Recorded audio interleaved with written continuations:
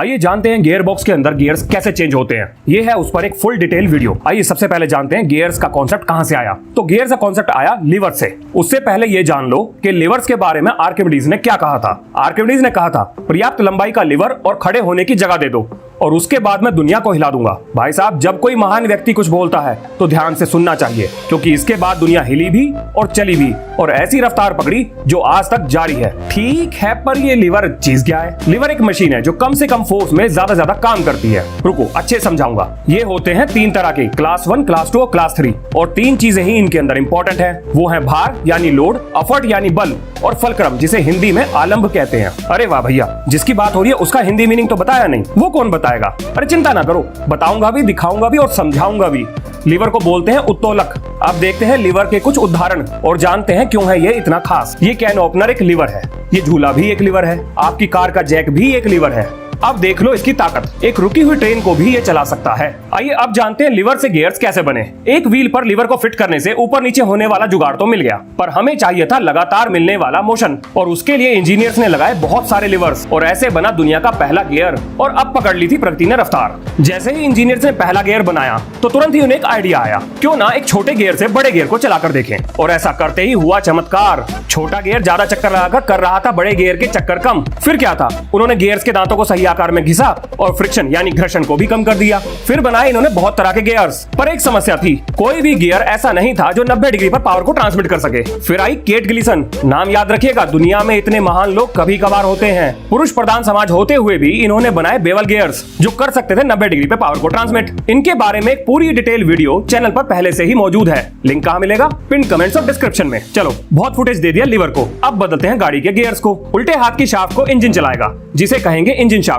और सीधे हाथ की शाफ्ट पावर को गाड़ी के पहियों तक ले जाएगी जिसे बोलेंगे ड्राइव शाफ्ट। इन दोनों शाफ्ट के बीच में होगा एक बिचौलिया जिसे बोलेंगे काउंटर शाफ्ट। अब आप पूछोगे, अरे रुको सर, इतना झंझट करने की क्या जरूरत थी? सीधा दोनों शाफ्ट को कनेक्ट करो और दौड़ा दो गाड़ी को। चलो मान लिया आपकी बात, पर ये बताओ गाड़ी की रफ्तार को कैसे बढ़ाओगे या घटाओगे?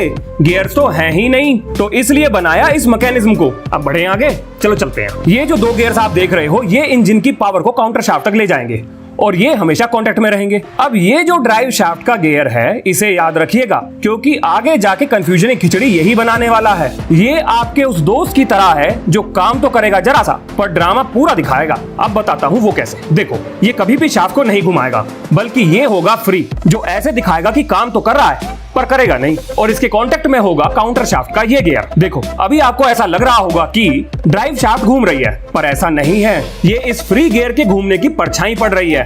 अब समझ में आया क्यों कह रहा था कि ड्रामा करेगा? अब आती है क्लच स्लीव।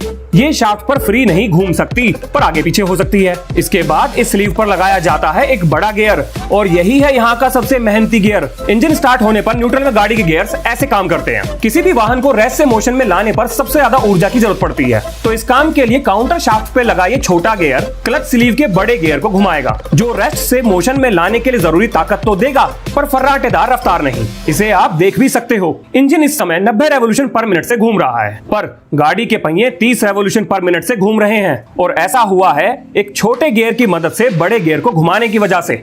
यहाँ पर ध्यान देने वाली बात यह है कि भले ही छोटे गियर से बड़े गियर को घुमाने में रफ्तार कम मिले, लेकिन रुके हुए वाहन को चलाने के लिए पर्याप्त ताकत मिल जाएगी। लो चल पड़ी अपनी गाड़ी। चलो अब बढ़ाते हैं इसकी रफ्तार को। उसके लिए क्लच स्लीव को पीछे धकेला जाएगा इस गियर के अंदर, और अब मिलेगी हमें रफ्तार। वेट, आपने तो कहा था कि ये फ्री है, तो अब ये कैसे घुमा रहा है ड्राइव शाफ्ट को? हाँ, ये हुआ ना काम का सवाल।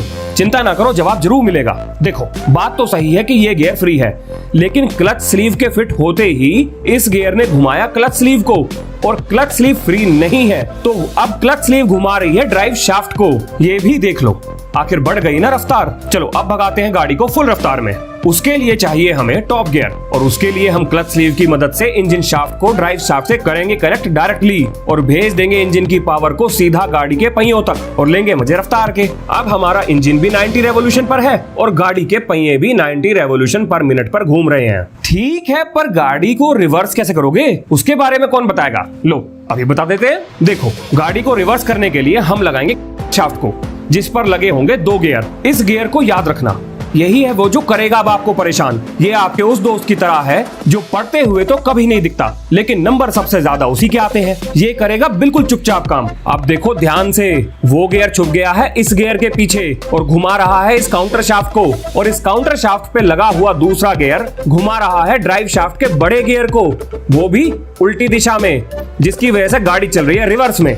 और ये जो दो गियर आप देख रहे हो, ये कर रहे हैं ड्रामा। काम करने का काम नहीं कर रहे हैं, पर सिर्फ लग रहा है ऐसा कि काम कर रहे हैं। अब चलते हैं अगली समस्या पर, और वो क्या थी? इन गियर्स को चेंज कैसे करें। ये तो था एक मॉडल, पर चलती हुई गाड़ी में इन्हें कैसे बदलें? तो उसके लिए हमने इस्तेमाल किया गियर शिफ्ट लीवर को। देख रहे हो लीवर की ताकत, इसीलिए कहता हूँ आर्किमिडीज को महान मैं। अब हमने गियर्स तो बदल दिए, लेकिन करते थे वो बहुत शोर, और अगर हो जाए गड़बड़ तो टूट भी जाते थे। और इसका कारण था सभी गियर्स का अलग अलग रफ्तार पे घूमना। तो समस्या खड़ी हो चुकी थी, अब थी समाधान की बारी। अब अपने को चाहिए था एक ऐसा जुगाड़ जो इस परेशानी से इंजीनियर्स को निकाल दे। चलो उदाहरण से समझते हैं। ये है एक कॉर्क, और अगर इसे बोतल के मुंह पर घुमाया जाए तो ये धीरे धीरे घूमते हुए टाइट हो जाएगी, और लास्ट में बोतल को भी अपने साथ लेकर घूमने लगेगी। यकीन मानिए, इंजीनियरिंग की इतनी बड़ी बड़ी समस्याओं का समाधान इतनी ही छोटी छोटी चीजों से आया है। अब हमने उस कॉर्क की शेप में धातु के एक टुकड़े को बना लिया, जो गियर्स को बदलने से पहले एक समान रफ्तार पे लेके आएगा और बाद में बदल देगा गियर्स को।